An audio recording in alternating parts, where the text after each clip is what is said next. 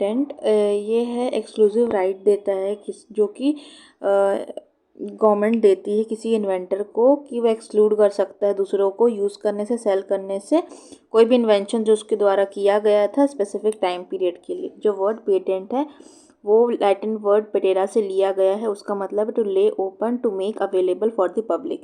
Patent में basically एक rights register हो जाता है किसी भी व्यक्ति के नाम पे और वो क्या कर सकता है, उसका मतलब दूसरों को एक्सक्लूड कर सकता है यूज़ करने के लिए और अपना मतलब एक तरह से उसका एक्सक्लूसिव राइट रहेगा पर्टिकुलर स्पेसिफिक टाइम के लिए।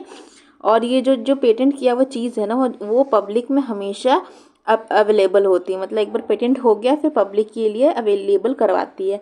Patent available for improvement in previous invention. ठीक है, कोई इन्वेंशन किया गया अगर उसमें इम्प्रूवमेंट होती है तो उस चीज़ के लिए भी पेटेंट अवेलेबल होता है। मॉडर्न डे मीनिंग क्या है, एक राइट है जो कि ग्रांट कर रहे हैं इन्वेंटर को जो कि उसकी इन्वेंशन है क्या, किसी चीज़ की कोई new, useful, non obvious and machine या फिर आर्टिकल ऑफ कंपोजिशन। ठीक है, नई होनी चाहिए, काम आनी चाहिए, नॉन ऑब्वियस नहीं होनी चाहिए कि अरे ये तो बहुत ज़्यादा ऑब्वियस था बस ऐसे में ऐसे करना था, ऐसा नहीं, कोई न्यू इनोवेशन होना चाहिए। ठीक है, या तो कोई मशीन्स हो सकती है। मेन मोटो क्या है पेटेंट लॉ को इनेक्ट करने का कि इनकरेज करे इन्वेंटर्स को और वो अपने मतलब वही अपने फील्ड में ज़्यादा काम करे, उसके रिवॉर्ड में उनको एक्सक्लूसिव राइट मिलता है उनके पेटेंट का। ठीक है, फिर 3 प्री रिक्वायरमेंट्स क्या क्या है पेटेंट के लिए। तो पहला बोलता है कि वो नोबल होना चाहिए, अच्छा होना चाहिए और नॉन एग्जिस्टिंग होना चाहिए।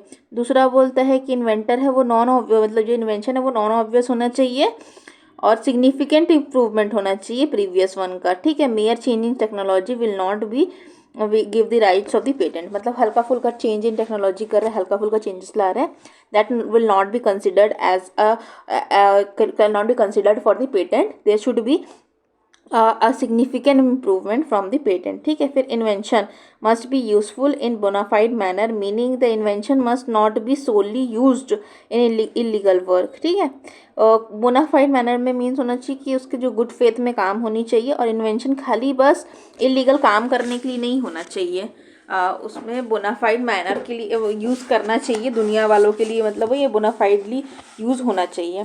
An invention considered as new if the date of filing in application. हाँ ठीक है, जिस दिन हम लोग एप्लीकेशन फाइल कर रहे हैं उस दिन ये इन्वेंशन को नया कंसिडर किया जाएगा।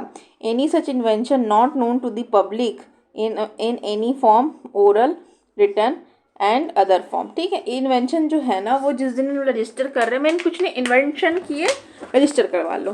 ठीक है, उसके बाद हो गया काम खत्म, on the date of the filing हम लोग उसको नया मानेंगे। बेसिकली ये बोलना चाह रहा है कि अगर कोई चीज़ है जो कि इन्वेंशन है, ठीक है, वो पब्लिक में अवेलेबल पहले से नहीं थी, ठीक है, नहीं नोन थी पब्लिक को किसी भी फॉर्म में, ओरल, रिटर्न और या फिर अदर फॉर्म्स में, तब हम लोग उसको न्यू कन्वेंशन माना जाएगा। कौन सी तारीख को, on the date of the filing the application. Already known जो रहती है जो कि पब्लिक डोमेन में रहती है वो इन्वेंशन के कैटेगरी में नहीं आएगी। पेटेंट पीरियड क्या है, 20 साल है। ठीक है, और डेट ऑफ द फाइलिंग से हम लोग काउंट करेंगे 20 साल को। फिर टेरिटोरियल राइट रहता है, मतलब जिस कंट्री में पेटेंट होगा उसी में ही अप्लाई करेगा और इन्फ्रिंजमेंट होगा तो उस कंट्री में ही लिया जा सकता है। फिर पेटेंट कॉपरेशन ट्रीटी दिया गया है, एक तरह का इंटरनेशनल वे है जहाँ पे पेटेंट को फाइल किया जा सकता है सिंगल पेटेंट एप्लीकेशन में लार्ज नंबर ऑफ कंट्रीज में। ठीक है, patent cooperative treaty patent cooperative treaty, इसमें बेसिकली एक एप्लीकेशन फाइल करेंगे हम लोग और वो बहुत अलग अलग कंट्रीज में अप्लाई हो सकता है ना। फिर है हमारा India's patent law. Patent law जो है वो patent can only be obtain for invention which is new and useful. New या यूजफुल इन्वेंशंस के लिए ही पेटेंट किया जाना चाहिए। Invention must relate to machine. ठीक है, रिलेट मतलब वही कि रिलेशन क्या क्या चीज़ में, इन्वेंशन क्या क्या चीज़ में हो सकता है। ठीक है, इंडियन पेटेंट लॉ दिया गया है, इसमें पेटेंट कराया जा सकता है, ठीक है। और पेटेंट क्या चीज़ का होगा, किसी न्यू या यूज़फुल इन्वेंशन के लिए होगा, ये तो हो गया हमारा। फिर इन्वेंशन क्या चीज़ का होना चाहिए, तो किसी मशीन का हो सकता है, process of manufacturing of any article, कोई आर्टिकल का हो सकता है, प्रोड्यूस बाय अ मैन्युफैक्चरर, इसको याद करना पड़ेगा बेसिकली ना। Patent can also be obtained for innovations of any article or of a process of manufacturing, ठीक है।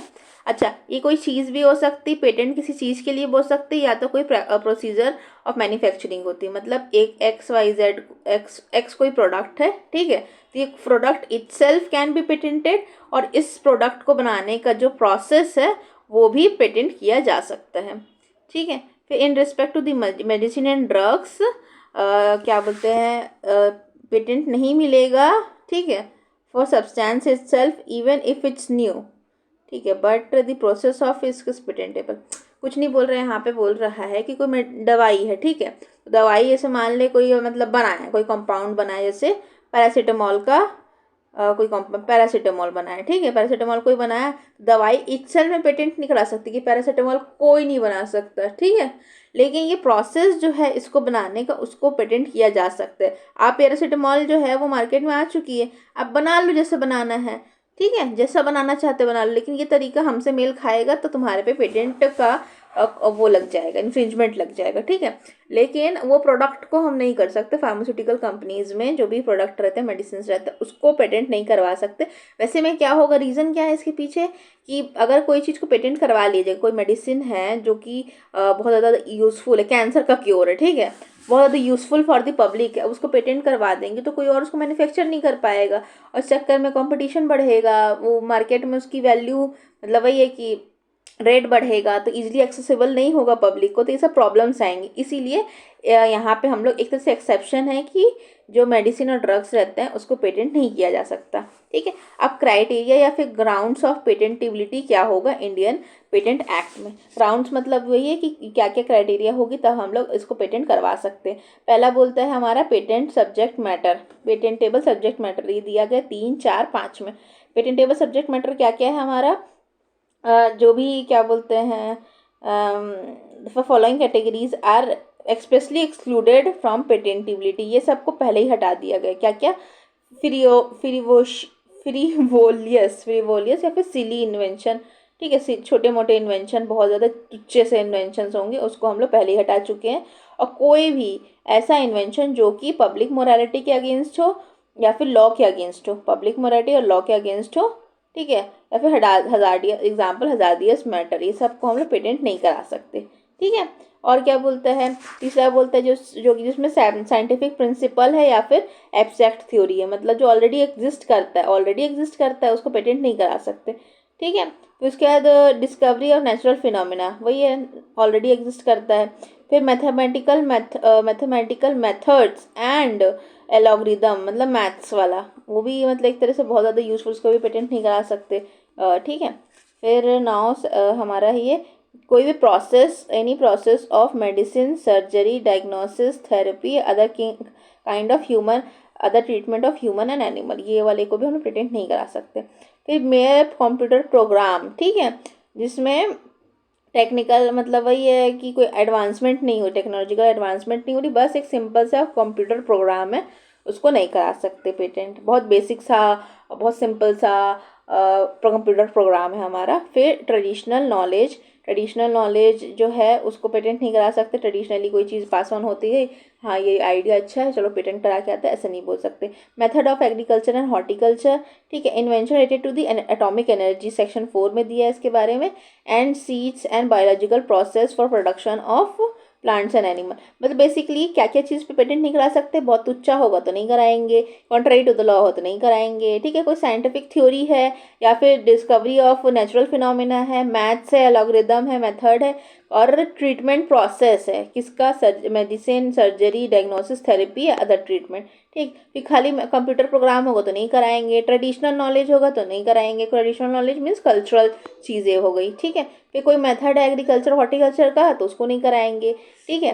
और उसके बाद एटॉमिक एनर्जी के बारे में कुछ बात है, इन्वेंशन है तो भी नहीं कराएंगे, या फिर कोई प्लांट्स या बायोलॉजिकल प्रोसेस के ऊपर है जिसमें प्रोड्यूस कर रहा है प्लांट्स एंड एनिमल, उसको भी नहीं कराएंगे। ठीक है, ये रीज़न है एक्सक्लूड करने का। जनरली ये सब जो है मेडिसिन हो गई, हॉर्टिकल्चर एग्रीकल्चर हो गया, और ये हमारा सीड्स वाला हो गया। ठीक है, ये सब को कराने का मतलब, पेटेंट ना कराने का मतलब यही है कि ये चीज़ अगर हम लोग पेटेंट करा देंगे तो क्या मार्केट में वो पब्लिक के लिए अवेलेबल नहीं होगी और उनको प्रॉब्लम आएगा, क्योंकि फिर एक आर्बिट्ररीनेस हो जाएगा ना कि एक ही व्यक्ति के पास इसके राइट्स हैं तो वो उसको एक्सप्लॉइट करेगा और बहुत ज़्यादा प्रॉब्लम्स आएगी, तो जनरल पब्लिक का नुकसान होगा, पब्लिक मोरालिटी का नुकसान होगा, पब्लिक एबिलिटी नहीं होगी। तो ये कारण है। फिर पेटेंटेबल इन्वेंशन, क्या क्या पेटेंटेबल इन्वेंशंस हो सकते हैं, किसमें किसमें पेटेंट करवाया जा सकता है। तो पहला 2 बेसिस है, पहले तो हम लोग ग्राउंड्स देखेंगे किस किस ग्राउंड्स पे हम लोग करवा सकते हैं। तो patentable according to patent act, the patentable invention को डिफाइन किया गया एक न्यू प्रोडक्ट या process involve in extensive process capable of industrial application.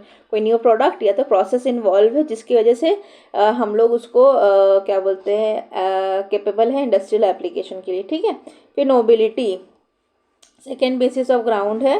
ठीक है,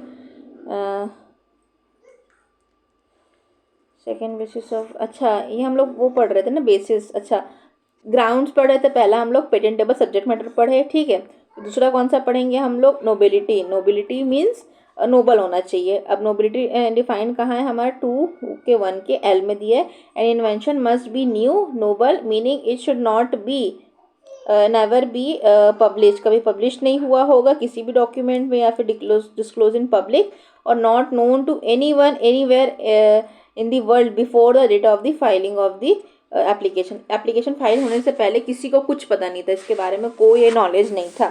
ठीक है, फिर invention steps, non obvious invention के बारे में बात करते हैं। 2 के 1 के जे में दिया कि invention must involve inventive steps, meaning it must not be obvious to the person skilled in many relevant field of technology. Must involve N inventive step. अच्छा हाँ, मतलब कोई न्यू स्टेप है, मतलब एक तरह से इन्वेंशन, कोई न्यू इन्वेंशन है बेसिकली। ठीक है, नॉन ऑब्वियस है, कुछ नया होना चाहिए, यहाँ पे बेसिकली नया की बात करें, इनोवेटिव स्टेप है। ठीक है, और should not be obvious to the person skilled in relevant technology. ठीक है, जैसे मान लें लॉ के लिए बेसिक से मान लें कोई प्रिंसिपल है। ठीक है, अब लॉ के स्टूडेंट को पता है ये बहुत ज़्यादा, मतलब उस फील्ड में जो व्यक्ति है उसको थोड़ा सा नॉलेज होगा, जिसको हल्का फुल्का नॉलेज ना वो उस चीज़ को जानेगा ही जानेगा, ऑब्वियस है। और वो चीज़ ऑब्वियस चीज़ को इंसान ध्यान नहीं दिया, अचानक से वो ध्यान पड़ा, अरे ये तो ऐसा ऐसा हो सकता है, तो ऐसा नहीं चलेगा वहाँ पे, क्योंकि वो सबके लिए ऑब्वियस है और बहुत ज़्यादा मतलब कोई बड़ा चीज़ नहीं, बड़ी चीज़ों के लिए होता है। तो इन्वेंशन स्टेप होना चाहिए, कोई बेसिक कोई नई चीज़ आनी चाहिए। ठीक है, the question whether the invention involve inventive step has to decided by based on prior publication and public use. ठीक है, मतलब यही है कि डिसाइड कैसे करेगा क्वेश्चन कि ये नया इन्वेंशन है कि नहीं है, वो ये कि क्या बोलते हैं पब्लिकेशन, पहले कोई ऐसी कुछ पब्लिकेशन तो नहीं आई है रिलेटेड टू सिमिलर चीज़ें, या तो मतलब कोई और ऐसा कुछ इन्वेंशन तो नहीं करवाया है रिलेटेड टू सिमिलर चीज़ें, या तो फिर पब्लिक यूज़ के लिए काम आएगी। ठीक है, मतलब ये पब्लिक यूज़ के बेसिस पे करेंगे।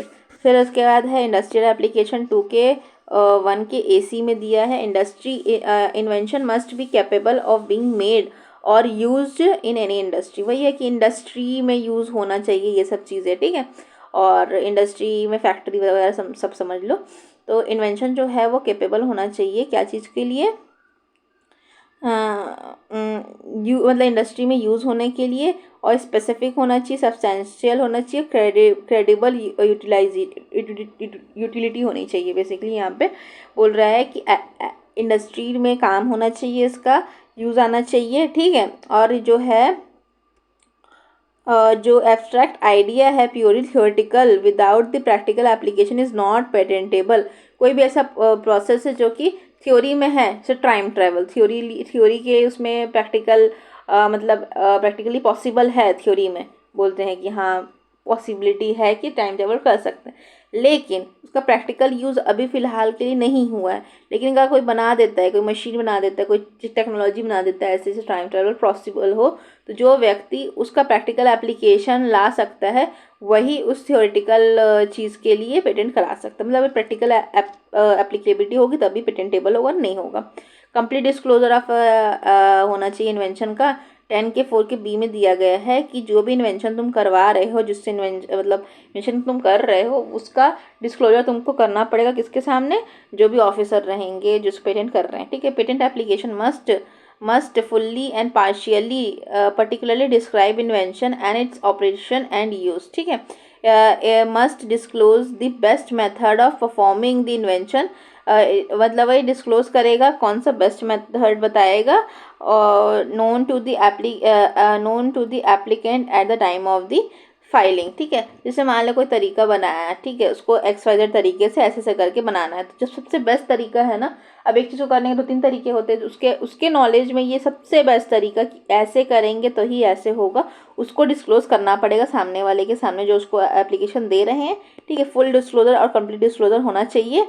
और हाँ, मतलब वही है कि बेस्ट मेथड बताना है तुमको, और पूरा बताना है, particulars and particularly describe the invention and its operation, ठीक है।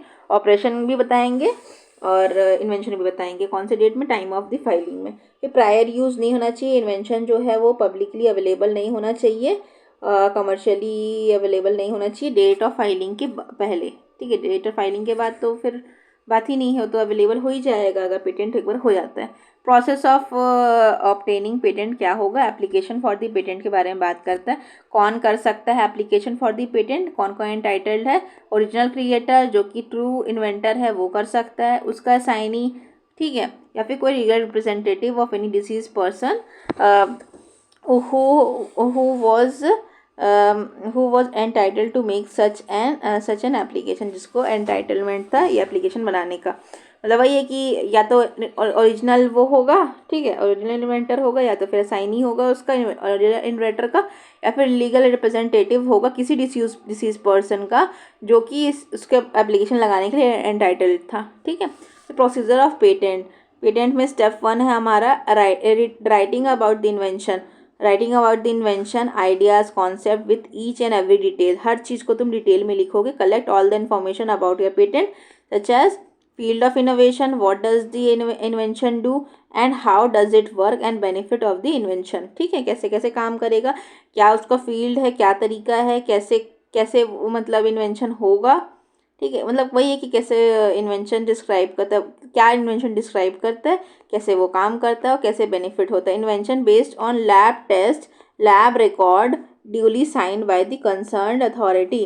अगर कोई लैब टेस्ट वाला इन्वेंशन है कि हाँ मेरे को पता है कि ऐसा ऐसा होता है करके, तो वो जो लैब अथॉरिटी होगी वो साइन करेगी, बताएगी हाँ चलो ठीक है इसने ये किया है और ये हमें सर्टिफाई करता, तो सर्टिफाई करना पड़ेगा उसको एक तरह से साइन करके, duly sign by the concern authority, अगर कोई लैब टेस्ट होगा तो। फिर स्टेप 2 बोलता है कि इंक्लूड करना चाहिए डायग्राम, ड्राइंग, स्केच जो कि एक्सप्लेन करे इन्वेंशन को। स्टेप 3 चेक करेगा पेटेंट को कि वो चेक करेंगे पेटेंटिबिलिटी को कि वो ऑलरेडी सब्जेक्ट मैटर जो है वो इन्वेंशन हुआ है कि नहीं हुआ है, वेदर इन्वेंशन इज पेटेंटेबल। अच्छा सॉरी, बोल रहा है कि तुझे से तुमने बनाया कोई ऐसा मतलब रोबोट बना दिया, ठीक है। अब उसको चेक करेंगे कि ये सेक्शन जो हमारा चैप्टर 2 में हमारा जो दिया गया इन्वेंशन नॉट पेटेंटेबल, ये इसमें फिट हो रहा है कि नहीं हो रहा है, ठीक है। फिर patent discovery must fulfil patent criteria को फुलफिल करना चाहिए, ठीक है।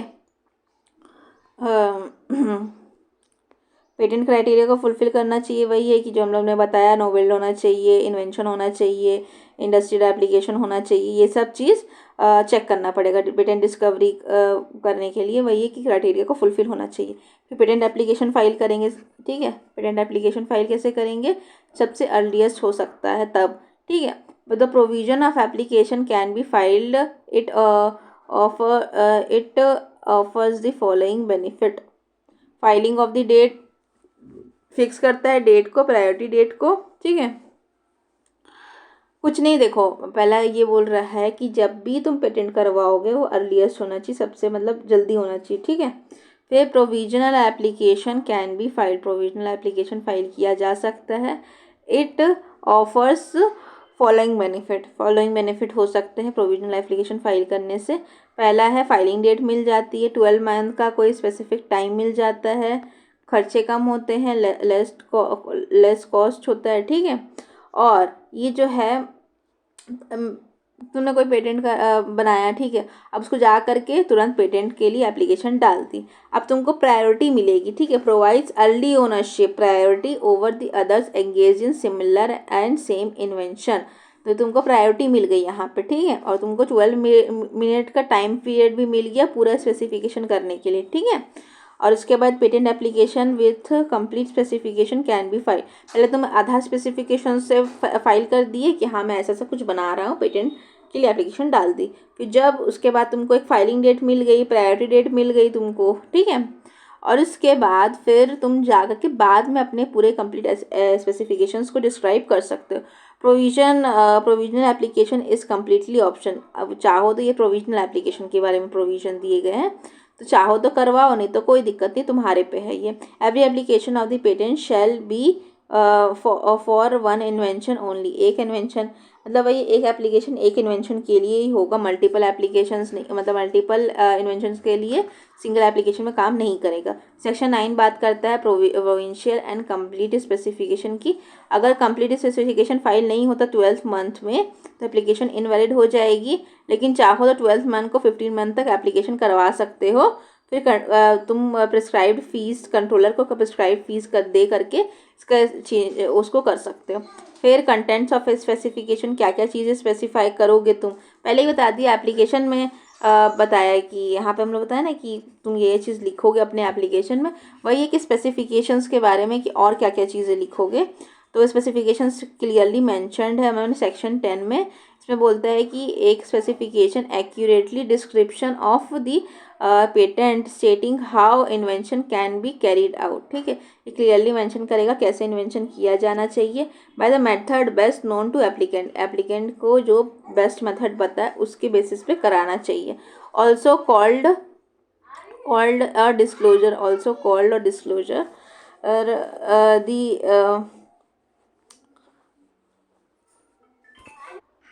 कंटेंट्स ऑफ स्पेसिफिकेशन मतलब क्या चीज़ में स्पेसिफाई करेगा, मतलब डिस्क्राइब करेगा कि क्या बेसिकली यहाँ पे क्या क्या चीज़ें होंगी उस चीज़ के बारे में बता रहा है कि क्या क्या डिस्क्रिप्शन होगा अपना पेटेंट का। How invention can be carried out, कैसे इन्वेंशन किया जा सकता है, और by a method best known to applicant, method जो कि बेस्ट नोन है एप्लीकेंट के लिए, ठीक है। फिर ऑल्सो कॉल्ड डिस्क्लोजर करना ही बताता है इसमें, रिटर्न डिस्क्रिप्शन ऑफ इन्वेंशन रहता है इसमें, स्पेसिफिकेशन जो है वो पेटेंट एप्लीकेशन में भी दे सकते हैं हम लोग, और इस कंप्लीट पेटेंट स्पेसिफिकेशन, दो तरह का स्पेसिफिकेशन हो सकता है, ये छोड़ सकते हैं, ये पॉइंट को, ये फालतू थोड़ा सा है, बस ये स्पेसिफिकेशन मतलब डिस्क्लोजर मतलब क्या क्या चीज़ें हैं उसको बताना, इस बेसिकली स्पेसिफिकेशंस क्या क्या होंगे, तो बोलते हैं title and sufficiently indicating subject matter होना चाहिए, रेलेवेंट ड्राइंग होनी चाहिए, पर्टिकुलर डिस्क्रिप्शंस होने चाहिए, ठीक है। फिर ऑपरेशन डिटेल होनी चाहिए, कैसे वो काम करेगा, यूसेज वगैरह, ठीक है। फिर डिस्क्लोज करेगा बेस्ट मेथड को अपन पढ़ चुके हैं ये, उसके बाद प्रोवाइड करेगा टेक्निकल इन्फॉर्मेशन, और डिक्लेयर करेगा डिक्लेयर एज एन इंटर्नशिप, मतलब स्पेसिफिकेशन में बेसिकली इन्वेंटरशिप को बारे में डिस्क्राइब करता है, ठीक है।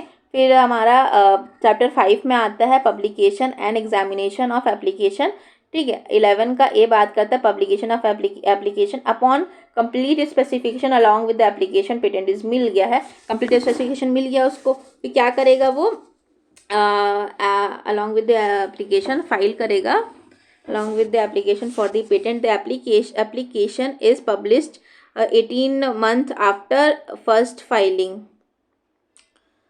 अच्छा ओके, देखो स्पेसिफिकेशन पूरा बता दिया, उसके बाद जो है एप्लीकेशन के साथ में बता दिया, फिर एप्लीकेशन को फाइल करने के 18 मंथ के बाद, ओके 18 मंथ के बाद उसको पब्लिश किया जाएगा। द पेटेंट, अगर पेटेंट ही नहीं चाहता है, जो पेटेंट करवा रहा है वो नहीं चाहता 18 मंथ का वेटिंग पीरियड, तो पब्लिकेशन इनिशियल पब्लिकेशन में रिक्वेस्ट कर सकता है प्रिस्क्राइब फी के साथ, कि उसका मतलब इनिशियल पब्लिकेशन के लिए रिक्वेस्ट कर सकता है प्रिस्क्राइब फीस के साथ, ठीक है।